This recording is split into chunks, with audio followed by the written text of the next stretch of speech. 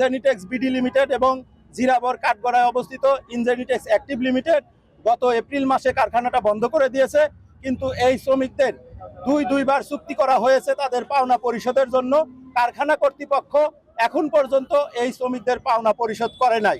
আমরা মনে করি এই কারখানার মালিক এই শিল্প অঞ্চলে একটি অসন্তোষ তৈরি করার জন্য ইচ্ছাকৃতভাবে পরিকল্পিতভাবে এই কারখানাগুলোতে বেতন ইচ্ছাকৃতভাবে বন্ধ করে রেখেছে, যাতে এই বেতনের দাবিতে শ্রমিকরা রাস্তায় নামে, দেশে একটা বিশৃঙ্খলা সৃষ্টি হয়, তারই নীল নকশা এটা তৈরি করেছে।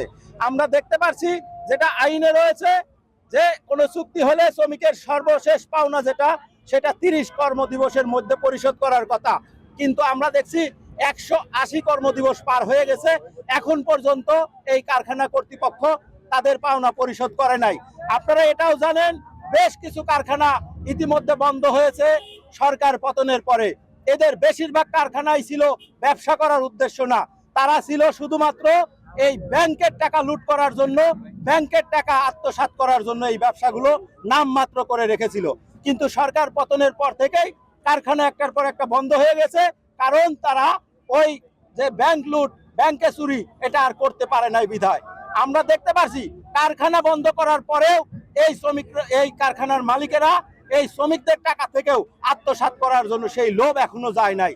তারা এই শ্রমিকদের দিয়ে বিভিন্ন ধরনের অপরাধমূলক কর্মকাণ্ড করানোর জন্যই তারা পরিকল্পিতভাবে বেতন বিলম্ব, চুক্তি বিলম্ব করছে।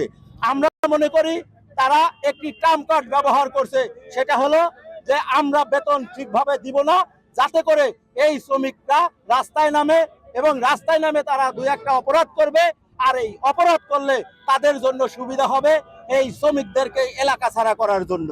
আমরা এই নীল নকশা বুঝতে পারছি, তাই আমরা আজকের এই মানববন্ধন থেকে বলছি 72 ঘন্টার মধ্যে যদি এই বেঙ্গল গ্রুপের যে কারখানা দুটি রয়েছে ইনজেনিটেক্স বিডি এবং ইনজেনিটেক্স অ্যাক্টিভ, যেটা পূর্বের চুক্তি রয়েছে সেই চুক্তি অনুযায়ী 72 ঘন্টার মধ্যে তাদের পাওনা পরিশোধ করতে হবে।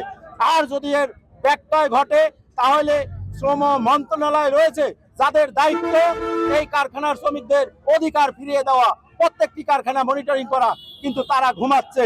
তাই আমরা এটা মনে করি যে আগামী 72 ঘন্টার মধ্যে যদি এই শ্রমিকদের পাওনা পরিশোধ করতে ব্যর্থ হয় তাহলে শ্রম ভবন ঘেরাও করতে আমরা বাধ্য হব।